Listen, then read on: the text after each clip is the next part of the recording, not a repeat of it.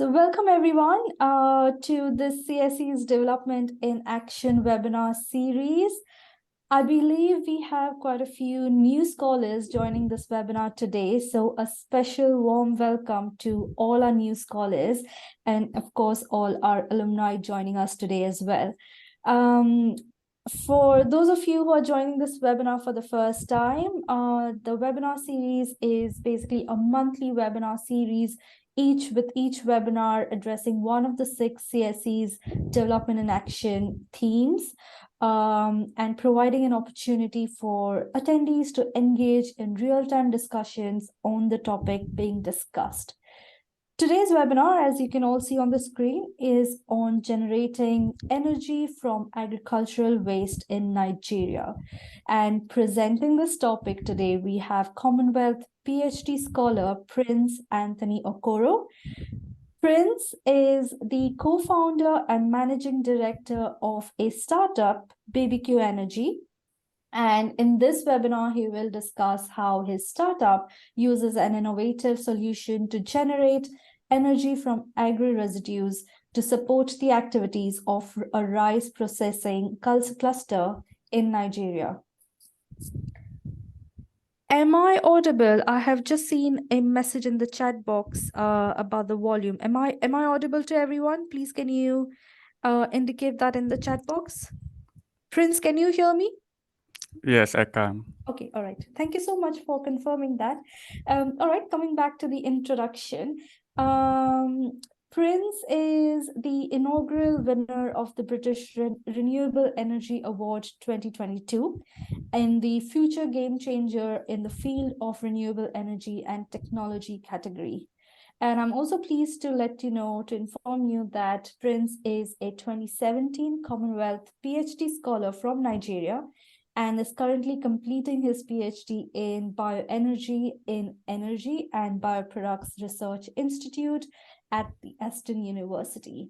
So without any further ado, I would now like to invite Prince to begin with his presentation. And as I mentioned earlier, if you have any questions, please do send them via the chat box. Prince, over to you. Okay, thank you, Eva. Thank you, everyone, for coming around to this webinar. Prince Anthony Okoro, and I am the co-founder of BBQ Energy. In this webinar, I will be sharing with you how we make clean energy from solid agricultural residues in Nigeria. Before that, I will share with us what we do in BBQ. At BBQ, we do 2 things. We deploy clean energy solution. And in this energy solution, this is where I handle, we deploy solar energy and bioenergy. And in IT, we do 2 things in IT. We handle GIS technology because we don't like guesswork.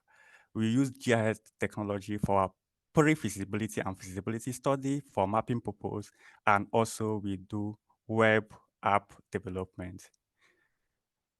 In today's webinar, I will be focusing on bioenergy, and I will be looking into agricultural outlook of Nigeria, energy outlook of Nigeria, why we chose rice value chain, the problem you are trying to solve, our solution, the impacts the solution will make to the society and also to the environment, the future work we are planning to do, and how our solution is supporting SDG goals. Farming sector is a key sector of Nigeria economy that employs more than two-thirds of Nigeria labor force.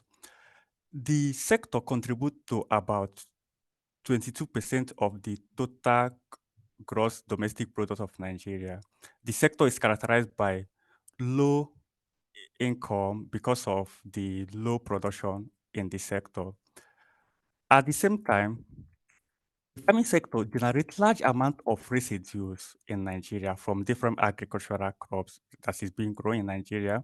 And its current management is by dumping on ground and burning. These approaches are not really sustainable because it causes climate change, and environmental issues. So what we are trying to do is to use this crop waste to generate clean and affordable energy to support rice farmers. And the impact we support generation of clean energy that is affordable and reliable, and it will help to diversify agricultural activity and generate more income in Nigeria. And why we are doing that? Because we saw that in Energy Outlook of Nigeria, the population of Nigeria within the year 2020 from this report shows that Nigeria have about 20 million people, and the population that lacks access to energy is about 90 million. These are the people that lack access to energy, not people that are being underserved. And when we come to clean cooking, more than 70 million of Nigerians don't have access to clean cooking, which shows that there is a lot of work to be done to bring access to clean energy to Nigerians. And that is why we want to use agricultural waste to support energy access in Nigeria. Then we started thinking of which of this value chain that we should work with. We decided to work with rice value chain. And why do we want to work with rice value chain? If you want to think about business and investment opportunity, the first thing you have to think about is the market size, because no investor will like to put in money where you don't have much market size. You not think more about your solution, but you have to think more about the problem. So in the global market, from the data available, globally, more than 500 million tons of rice is being produced annually, and per ton, it is being sold about more than 500 USD, and the total market annually is more than 270 billion USD. You can see that this is a very huge market, and when investors want to make investment, they will look forward to this type of data. Then we look the second thing we look at is the impact. In Africa, more than 35 million rice farmers is what are available in Africa. And when we want to check how this will directly impact these farmers, we did an analysis considering 5 people per household of these farmers. When you have these 5 people per household, that means in each of these farmers' household, they have more than 175 million persons that will directly benefit from our solution. From that, we brought it down to Nigeria. This is one of the analysis that I did in my first year of PhD to understand crop production in Nigeria. And this data is available in FAO database. I observed that there are different crops in Nigeria, but these crops has the highest biomass and bioenergy potential, these 10 crops.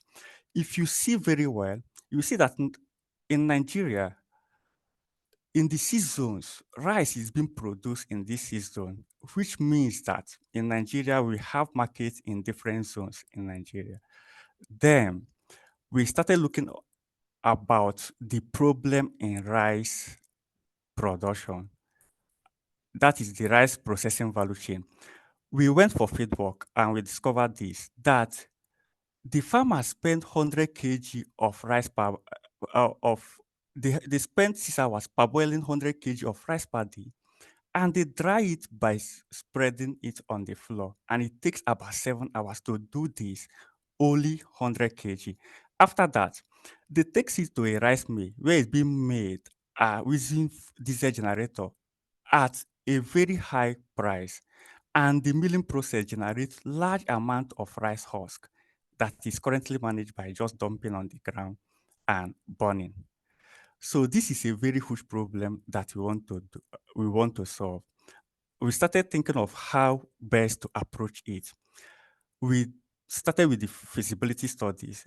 The feasibility study is to look at the quantity of rice husk that is available and the amount of energy that will come out from it. We did this feasibility study in 2019 with one of the co-founders, and we discovered that in the Abakaliki rice mill cluster, they generate about 6,000 tons of rice husk annually, and it has a potential of 6.5 megawatts of electricity, which is a very big energy potential. Then we proceeded to design our solution. We used an approach called co-designing approach. In co-design approach, we involve different stakeholders because one of the things that make solutions to fail is when you don't satisfy the interests of the stakeholders. The first stakeholder that we engage are the rice farmers and the millers. So we had a facilitated workshop with them and also have an interview with some of them to assess their current need. We discovered some of the current needs and used it to make our design. But before you make the design, you have to get a policy support that will back up what we are trying to do. Because generating energy from agricultural waste is a new stuff in Nigeria. Then we engage the Ministry of Agriculture and also the Ministry of Environment to check energy support policy that supports energy generation from agricultural waste. After that, we produce our first design. This first design is part of my master's project in University of Nigeria and Soka. And when we finished this, that is when we launched our company in 2019. After that, we did our first test. The first test is to prototype our solution. And our solution is this. Our solution is an innovative gasification system that has two sections, two main sections. The reactor is what converts the rice husk into synthetic natural gas, and the scrubber unit that cleans this synthetic natural gas and feed it into generator to generate electricity or heat as the case may be. I will be playing a short video of our feedback. In this video, we deployed our solution in Abakaliki rice mill cluster.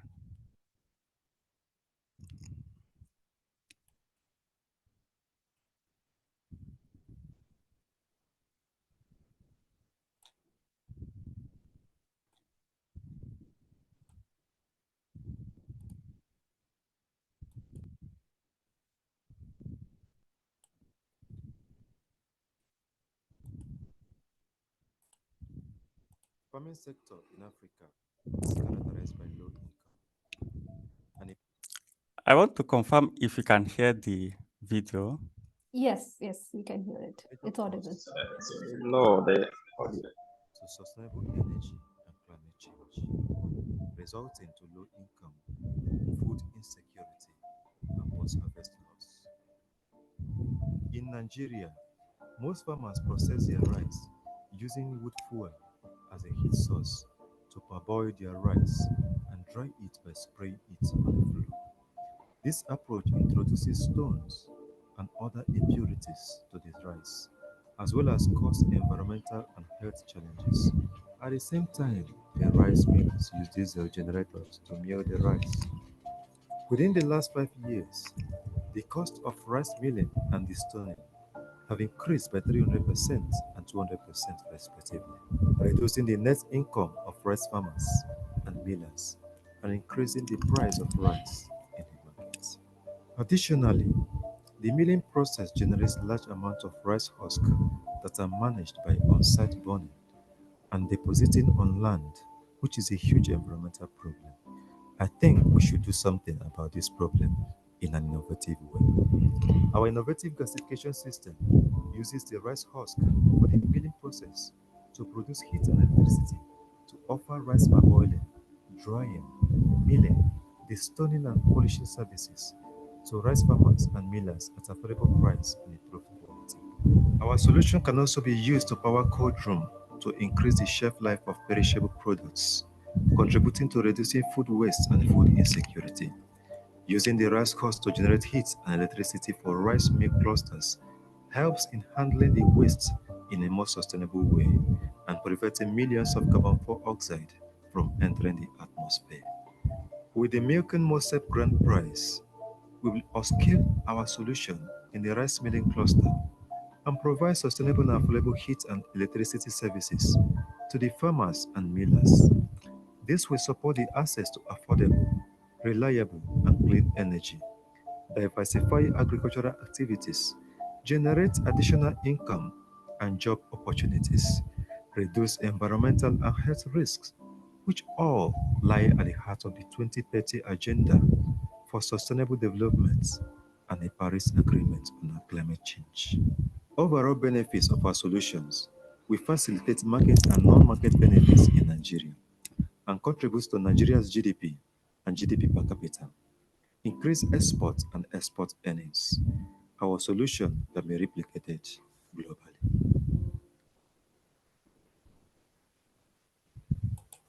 Thank you so much, Prince, for the video. I've just been looking at some of the messages in the chat box. For those who were not able to hear the sound of the video, I am sharing the link of the video in the chat box. So please, at your own time, feel free to have a look at the video later on. Thank you. And of course, Prince will also summarize the video. Okay, yeah, thank you, Eva. So in this video, one thing that we did is first to secure a seed funding, because developing this prototype, we have some fundings to construct it after design, because it will shift from paperwork down to construction. And we work with some different partners. One way to we used is to have something already on ground that we were able to use to submit a proposal that ended us some fund. And the funding came from making more agri-tech competition. We saw the competition and we submitted an application with what we have done before. In that, what we did is to do a fit test comparing our solution to the existing solution that they have in May. And we made our case to look this way. First, we have the control test, which is what the millers are currently using to make their rice, and our own test. We compare these two. Then we use the information that we gathered, the data that we gathered, to compare the cost that our solution will save for the farmers, and also how the cost will affect the price of rice in markets as well. We also assess the greenhouse gas emission that our solution is trying to reduce with respect to what the farmers are currently using, and also the efficiency of our solution. We were able to find that our solution is reducing carbon emission by 65% compared to what the farmers are using now, and increase the net income of farmers by about 75%, and increase rice production to about 60%. This rice production comes from irrigation service. We looked at how we will be using our solution to offer irrigation service to farmers, because the farmers farm only one cycle, and they use two type of rice seedling. They call it Faro 44 and Faro 52. In the Faro 44, they can plant it and start harvesting after 3 months, which is a very good rice seedling. So the farmers that farm this using this Faro 44, they can farm 2 times in a year, because they can farm, harvest after 3 months, and plant again and harvest. But the farmer that uses Faro 52 farm only once in a year. So we did an analysis with our solution. If you offer rice irrigation to these farmers, that means it will increase the rice production to about 60%. Why will it be so? Because our solution is more efficient because of this impact, more sustainable, and more affordable than the existing process. We believe that we can do more than this, and that is the next plan that we want to do. What we want to do is to pilot our solution. In development of a new idea or a new solution, you have to follow some sequences. First of all is to do the prototyping. After the prototyping, you do your MVP, and after MVP, you pilot. And in these stages, you will be learning a lot of lessons because these lessons is what you will use to redefine your business model before you commercialize. And that is some of the mistakes that some startup company normally do, and they will become somehow frustrated. So you have to follow this sequence to be able to understand it. And that is what we are doing now. This is the last testing part of our solution. We want to pilot our solution, and we have the goal of the pilot. The goal of the pilot is for us to generate about 100 kVA from the rice husk system using our gasification system. For the pylon plant, we use 10 kVA and we got those information. From 10 kVA, we want to upscale to 100 kVA now for this pilot. And we have designed our system. Our system is a 500 kVA system currently, but we want to use a 100 kVA generator to run it because of the cost implication. And what are we trying to do here? What we are trying to do is to generate heat from our solution, because the current way the farmers are using is to use the wood fuel to boil. After boiling, it takes about more than 6 hours to boil 100 kg of rice husk, which is not really sustainable at all. So we want to test if we use our system to generate heat, how far will it help in reducing the time of boiling and the quantity or capacity of rice that they will boil. From there, we also generate electricity to also make the rice at the same time. We are trying to investigate some of 3 hypotheses in this pilot plant. The first hypothesis is whether we can be able to generate clean energy from this our pilot plant, about 100 kV of clean energy, to improve the income of farmers and reduce climate action and health action here. In this hypothesis, we will be checking some KPI, and the KPI that we'll be checking or verifying include: one, the amount of energy that we generate. Secondly, the amount of farmers that will be using this our solution. The amount of rice husk that we will use to generate this energy. The climate reduction that our system will reduce, and the health implication that our system will improve. Secondly, the second hypothesis is we are looking at partnering with these farmers. Whether partnering with these farmers will improve raw material production in our rice system. And we want to achieve this by supporting the rice farmers because, like I said earlier, we co-design our solution with the rice farmers, because that is one of the things that most projects suffers. Some of these farmers, they have their own interests that you need to satisfy. So we are looking at, if we satisfy the interests of these farmers, will they be able to increase the material production that will support our own solution, so that it will be a win-win solution for the both parties. And the KPI we are trying to track here is the numbers of farmers we'll be able to work with over the next year. Secondly, the numbers of female farmers that we'll be working with, because we are very gender sensitive in our startup. Thirdly, whether if we support these farmers, whether it will improve their crop production and also the amount of income that they will generate to support their family as well.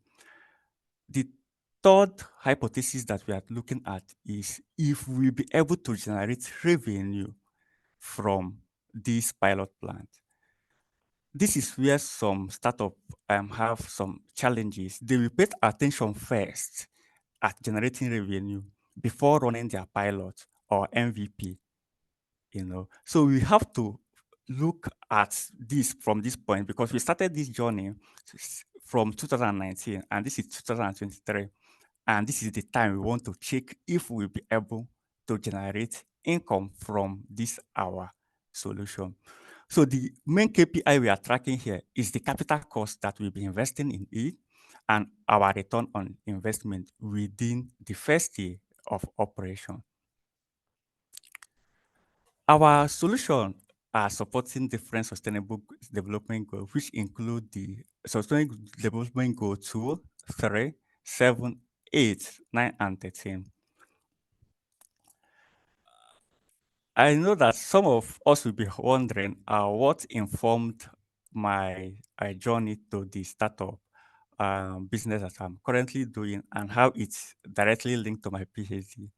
Currently, I am doing a PhD in Aston University Energy and Bioproducts Research Institute, and I'm looking at visibility of bioenergy in Nigeria. The PhD thesis that I'm working on is to also expand the business we are doing because we are currently looking at rice value chain, but I want to develop different bioenergy business model for Nigeria, and I am looking at 4 case studies. I am doing it using a co-design approach like I discussed earlier, and I have traveled for fieldwork, meeting different stakeholders, like the policy stakeholders, the industry stakeholders, and the farmers. So from what I discussed with them, and I will put it into consideration in developing the business model that I will be looking into. From my PhD work, I have had numerous engagements since I came to the UK, and these are the few that I'm able to put. And when I came to the UK, the first event I went to is the Commonwealth Connect and Collaboration event in London. And after that, I made my first presentation at Glasgow, where we discussed about net zero. And I also made another presentation at Sheffield University, where I discussed about the pathway, that is the business model in bioenergy that I am developing, and had a discussion also on the business models that I'm developing in Göttingen in Germany. This picture is where we worked with my supervisor because there is a project we did, Global Bioenergy Story, because we discovered that bioenergy is a very new energy pathway, and a lot of people don't really know about it. So we went and taught some kids about bioenergy in different regions in the world, like in Africa, in Asia, and here in UK. And I was able, with the support of my team and my supervisors, won the British Renewable Energy Future Game Changer Award and has some industrial experience as well. Thank you for your audience. Thank you so much, Prince, for this brilliant presentation. And it was really, really insightful to hear more about, your work on converting agricultural waste into energy, and also for sharing, your experiences of setting up your startup, which focuses on renewable energy. I think it was also really great to hear more about your journey of establishing the startup and linking that to your experience or your journey of pursuing a PhD on bioenergy, and how this will then take your work forward in Nigeria. So thank you so much for sharing that information. We would now like to begin with the Q&A session. I do have a list of questions that we have received via the registration form.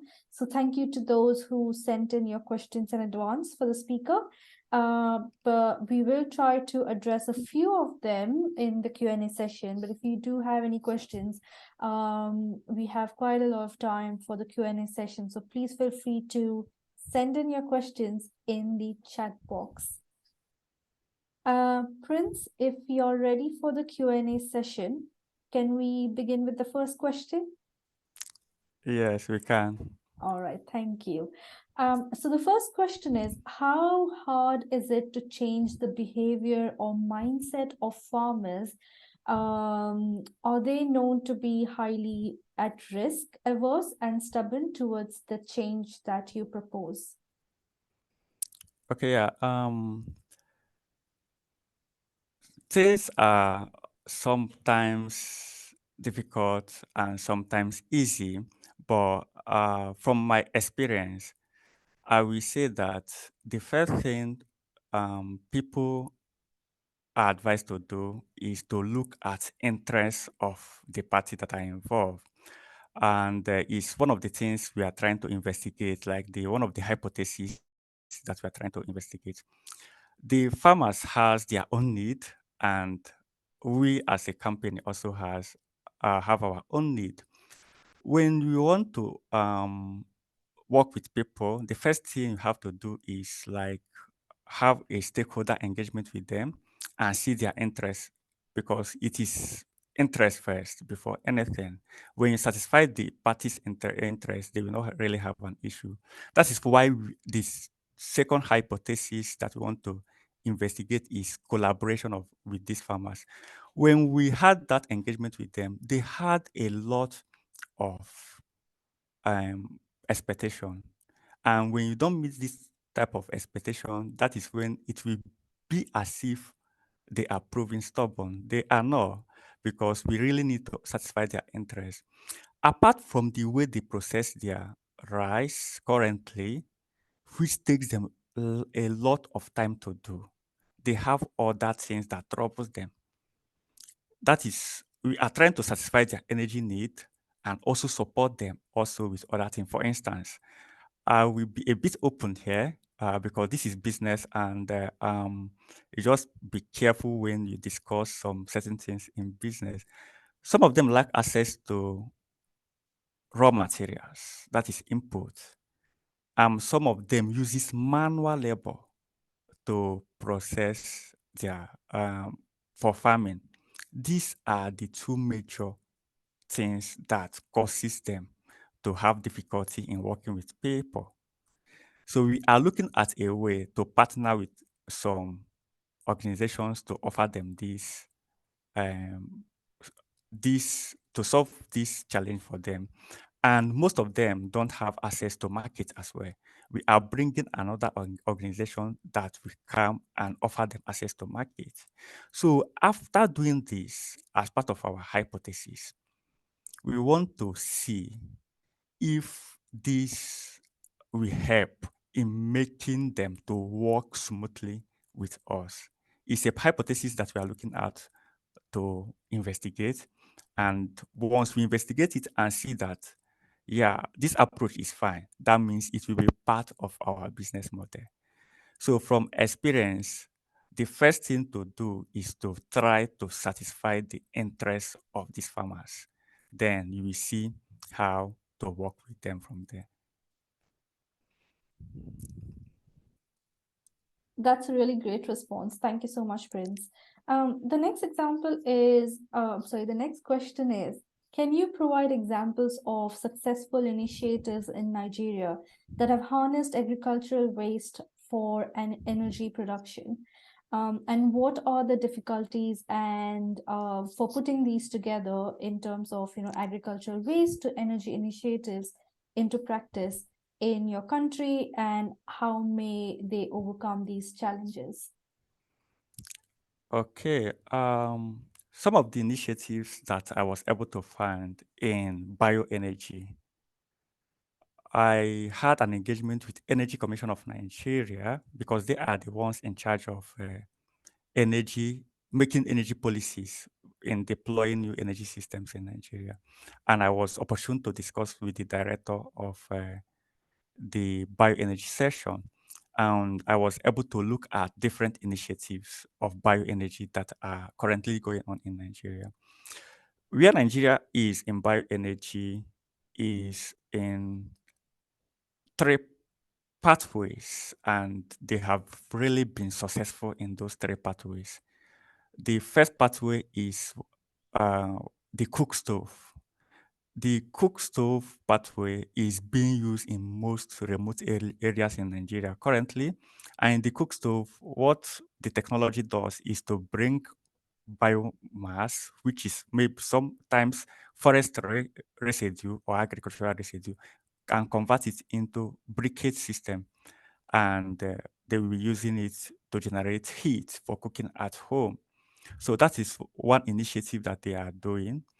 The second initiative that I saw is one of sugar processing company in Nigeria.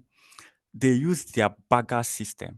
the bagasse is a waste that come from sugar cane to generate heat and electricity for their company, which is a very wonderful technology that I saw there. And that is the pathway is called combustion pathway when it comes to bioenergy.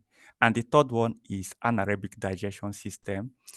I saw those ones in different locations in Nigeria at some location like markets and some other places, which I will not really like to mention in this discussion. So in these markets, they use cow dung to generate heat and electricity to offer um, milling service in the place and also heat in processing of the cow in the market.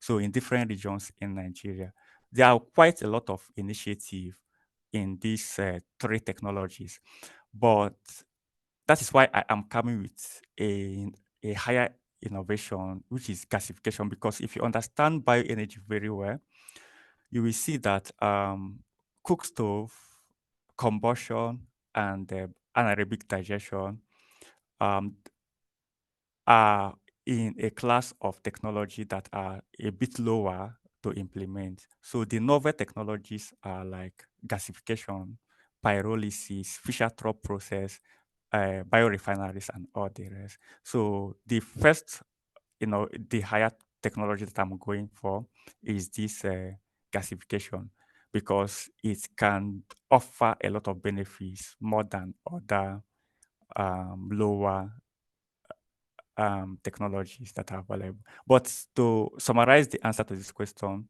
there are a lot of initiatives already that are going on in Nigeria, which include cook stove, combustion, anaerobic digestion.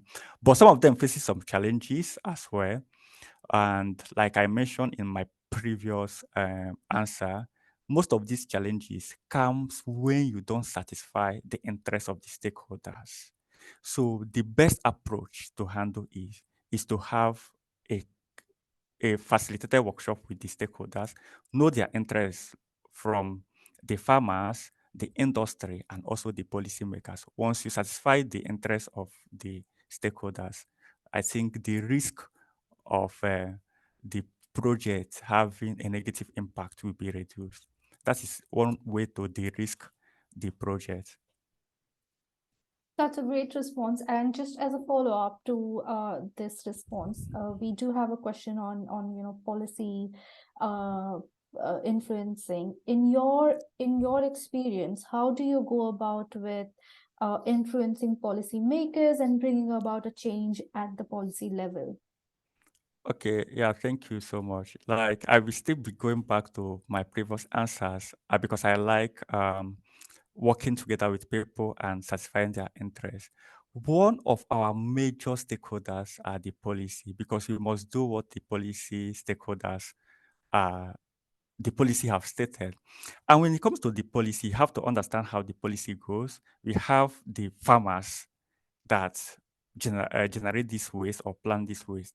That means we go to the Ministry of Agriculture to know what policy about crop farming is. Then, who are the people that manages the waste? They are the Ministry of Environment. You have to really understand what this policy support is. And for my own case, we generate energy from this waste. So who makes policy to support energy generation is the Energy Commission of Nigeria. So we really need to understand what their policy is about and also see how to make some changes in the policy with your findings. So I have seen where the policy of bioenergy is and the policy for environmental waste management things and agriculture. And that is what I am putting into consideration in my PhD work because, like I said earlier, I am developing 4 case studies for Nigeria. Some of these case studies are really novel. They are not really included in the policy, but I am hoping that I will have another. I have had the first engagement with them in June, July this year, and I'm hoping to have another engagement in January or February to show them what the new pathway for bioenergy in Nigeria could look like, and hopefully it can influence the policy for bioenergy, because I found out that, yeah, bioenergy is really a very new sector in Nigeria. So there is limited knowledge when it comes to bioenergy. But with the outcome of my PhD, I believe that I'm working closely with these policymakers. It can influence some of the bioenergy policies that we enable energy generation from agricultural waste. That's amazing. Thank you so much, Prince. The next question is around food security. So the question is, increasing food security in the face of changing environment is a great initiative, but how do we minimize the effects of the greenhouse gases that may be emitted during the production to help preserve the environment better? Okay, yeah, thank you for that wonderful question. Um, First of all, in developing a business model, the first thing to understand is the value chain of the business that you are trying to develop, and know how they interlink with each other and what really happened in this value chain. For instance, in our own, we are decarbonizing the three major rice paddy processing, starting from the rice paddy processing. You saw, like, from my presentation, they use wood to parboil their rice, and the farmers complain that it affects them because the smoke that come out from it. And also the cutting down of wood reduces what we call carbon stock. That means deforestation, because bioenergy or biomass is the only renewable source of carbon. That is where carbon, because carbon is the problem that causes this climate change, but plants take in this carbon. So when you are cutting down the trees, that means you are reducing the carbon stock where the carbon will be entering, which causes um, climate action. Secondly, they may using diesel generation, diesel generators, and diesel is fossil fuel, so it emits large amount of CO2. And thirdly, the rice husk, the way they manage it, they pour it on the ground or they burn it. So these 3 points is what we are trying to decarbonize. And with our solution, we take in this rice husk, put it in our gasification system, and the gasification system, we convert this rice husk into synthetic natural gas and clean it. So it is a new energy. That means we are managing the waste and using this energy to produce two forms energy carriers, the heat and electricity. The clean heat will be used for boiling and the electricity will be used for milling. So with our solution, we have already decarbonized these three major parts. Then we thought about, okay, food security.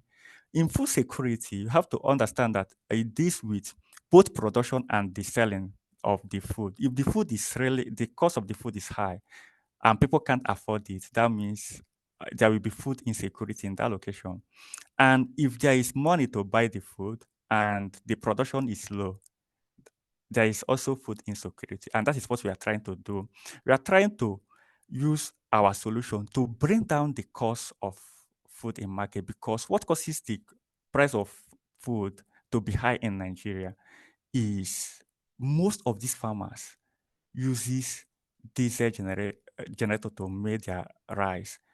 And the cost of diesel currently, before, was very high, and currently it is super high because government removed the fuel subsidy. So the cost of food have increased to more than 300%. But with our solution, we can bring the cost down to more, to reduce the cost of the food in market by about 65%. Then we are also looking at using our solution. Since electricity is out there from our solution, we can use it to generate or pump water for irrigation, so that these farmers will not be farming one cycle. They can be able to farm two cycles, because if they farm two cycles, the availability of food or rice in the market will be high. And when there is much availability of rice in the market, the price will tend to decrease. If you understand Nigeria rice market very well, during the dry season, currently, the price of rice is very high, but in the next 2 months, it may be lower because the new rice will be out in the market. What causes that? Because these farmers, they farm only one cycle. And by the way, I am also a rice farmer because that is the business that my people do. So I really understand how this operation goes. So these are the two ways, two things we are doing. We are using our technology to reduce emission and also using it to contribute in reducing food insecurity. Great, wonderful. Since you were mentioning about reduction of cost, the next question is around that. How much will the farmers be paying compared to what they're currently paying as part of this process? Okay. Currently, the farmers, they mail rice with, I will use the local way they call it. They call it bushel. And that bushel is 25 kg in quantity. They spend about 700 naira to 1,000 naira to mail a bushel of rice. But with that is mailing. And they parboil this one bushel with about 1,000 naira again. But with our solution, in our first economic assessment, we are proposing to reduce that price by 50%. That means both parboiling and milling, we will be offering it to in about 500 naira, which is 1,000 naira in this process. That means we are saving them already 50% of the cost. Thank you so much, Prince. The next question is, the attendees mentioning that while you were presenting, you mentioned about Pharaoh 44 and Pharaoh 52, when you explained that, some farmers have farm one cycle and others farm two cycles. Could you elaborate on what these numbers represent or what these numbers mean? Okay, that Pharaoh 44, Pharaoh 52, I'm not a farmer per se that understand the code very well, but that is just a name given to the rice seedling. So I don't really know where the name comes from, to be sincere, but they just use it to represent the name of the seedling. And the Pharaoh 44, like I mentioned, is a short, okay, yeah, the Pharaoh 44 is a short grain, and while Pharaoh 52 is the long grain. And that Pharaoh 44, if you plant it, 3 months, you will harvest it. And Pharaoh 52 stays about 5 months for you to start harvesting it. So that is all I know about the two rice seedlings.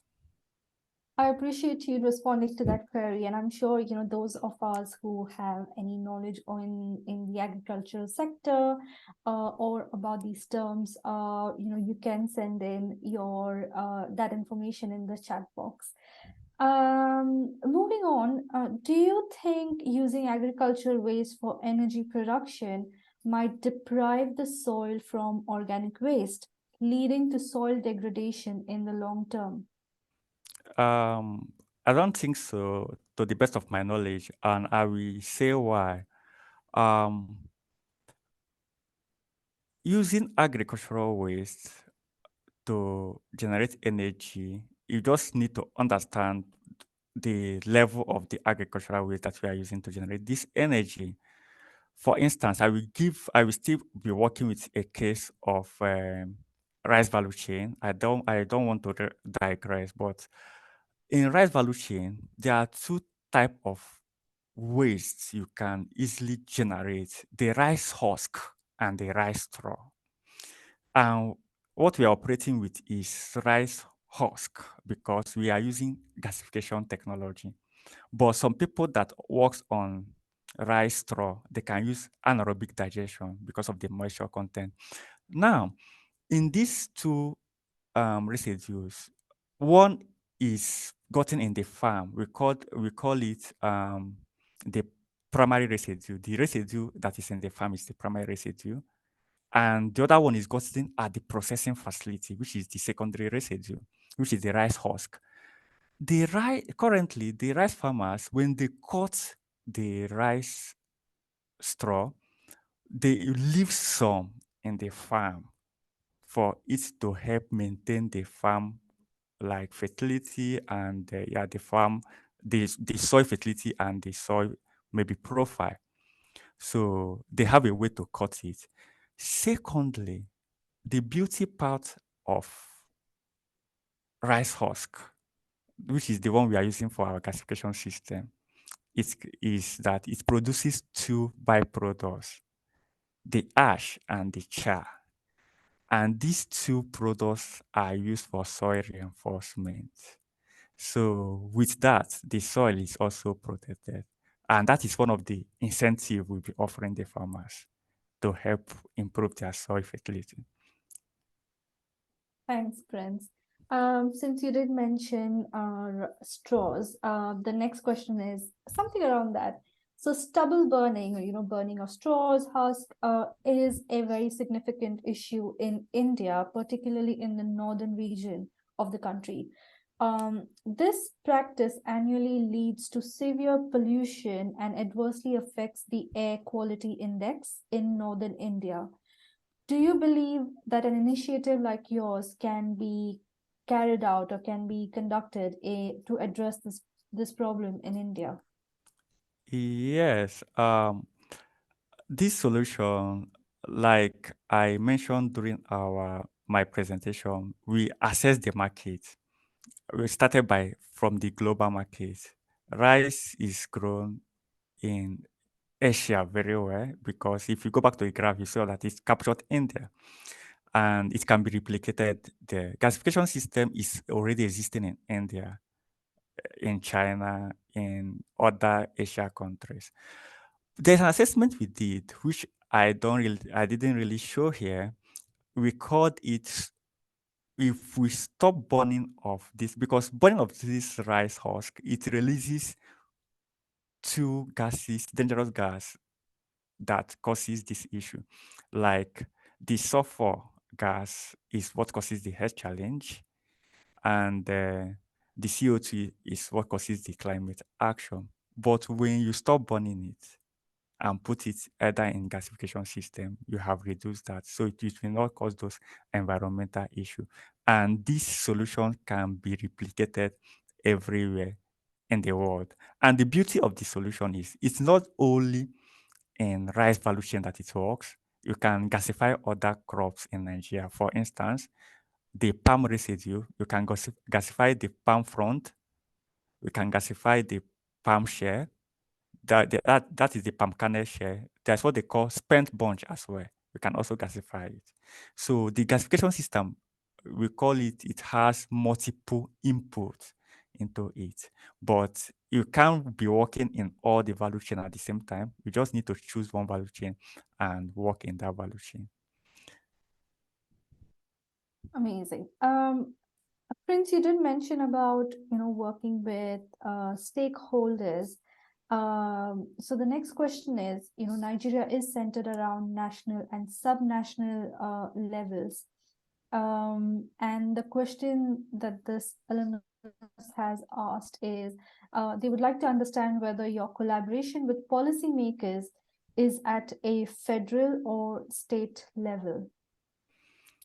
Okay, we work with local government, state government, and the federal government because the local government are the people that will come on site to see your system and report you to the state government, and the state government will report you to the federal government.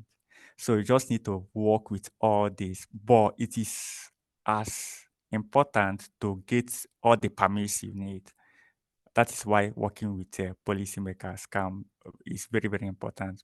Once they offer you the permits, like energy permits, either, for instance, we are looking forward to link after the pilot plant, we are going to commercialize, and we are looking forward to link our generation plants into the national grid. So we need license for that. So we are working with policymakers, both in local level, state level, and the federal level. I think we have time for maybe one or two more questions.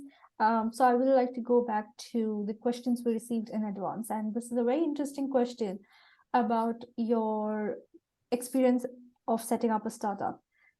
How did you draw seed funding for initiating the project? And do you have any tips to share from your experience on mobilizing people and stakeholders towards this goal? I know you partly responded to this, liaising with stakeholders bit of the question, but in terms of acquiring funding, how did you go about with that? Okay, yeah. This is really an amazing question because that is what some people are trying to enter into business or creating new solution really need to have answers to. One is setting up a team is really, really important. The team is really important. And from my experience, I will say it's not really working with the smartest team, but it's working with the right people. You know, when you work with the right people will bring the right energy and the right synergy to work with. And you have to have diverse skills. For instance, the three of the co-founders of this company, three of us studied engineering, and we are classmates from undergraduate. And if you research about startup, the startup that survive mostly are the ones that the people that initiated it started either from school, undergrad, or maybe during their master's project, because that undergrad will enable you to know people you can work with, and they have been your friend for long. You know their strength and their weakness. So we have to, when we are creating the startup, we really needed to diversify. I took the energy part of the startup. My colleague took the IT. Like, he's one of the best full stack programmer in Nigeria because he created a lot of web app. And the third person took the part of project management and business development. So we need to diversify to create this scale because it will help in raising the first funding that you will use to pursue what we are doing. Then I started with solar installation. We get some fund from there. While we create website to get fund from there so that we can use it to push our innovations. So with those funding comes those feasibility study you are seeing. We funded the feasibility study and funded the design from E, and from there, because we understood that investors will not come until they see what you have done on ground. And when you still have some nice ideas, they can come, but they really need to check whether you know your numbers and have a strong team. So we were playing a long card when we were starting and not a short card. From the money we got, we were able to run our prototype. After running the prototype, our MVP is where we started getting some funding. We got some funding from some organizations that normally fund some startup. So I will say that it's not really paying attention on getting the funding straight away. It's paying attention on creating tangible stuff that people can see and show people your number that you have a market. People don't really pay attention to the solution. They pay attention to the problem and the market you are trying to address. When you have those numbers, have tangible stuff on ground, and articulate your story very well, investors will come and give you some fund to experiment with. I think those are some of the really great tips that you have mentioned over here of establishing a startup and also drawing on the strengths of your colleagues while you're doing that, and what is important in terms of reaching out to stakeholders, to policymakers, to funders while you're doing this. Thank you so much for responding to this question and also all the other questions.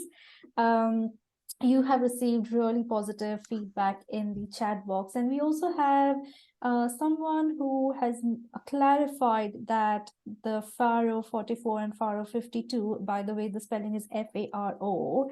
I'm sure there's an abbreviation. Are actually rice varieties. While they are not sure about this, but it looks like these are rice varieties. So do please look up on this information later on if you're interested in knowing what these numbers represented. Prince, thank you so much for responding to these questions, and thank you to all the attendees for sending in your questions in the chat box and also in advance. Unfortunately, we will have to now end the webinar. But if you would like to connect with Prince, please feel free to reach out to Prince. You can see his contact details on your screen. There's an email address, also a website of his startup, his Twitter or X account, and the LinkedIn link. I have also shared the LinkedIn link in the chat box. Please feel free to connect with Prince to continue discussions on this topic. If you are interested in knowing about his journey of setting up a startup in the field of bioenergy, or if you would like to learn more about his PhD experience of taking this work forward, please feel free to get in touch with Prince. Before I end the webinar, Prince, would you like to summarize a few words before we end the webinar? Okay, yeah, thank you, Eva. I would like to thank everyone for coming around to listen to my story, and I will encourage the new scholars and the old scholars and the alumni scholars to always think about creating business is important so that we can be able to absorb some people that are looking for job opportunities. It's really nice to be in the research line, but most time I interact with some scholars. Mostly they are into research. I am using this opportunity to encourage some of the the scholars, especially the new ones, to think business because it will really help us to create more job and solve real-time, real-world problem. Thank you once again for coming around. Yeah, over to you, Eva.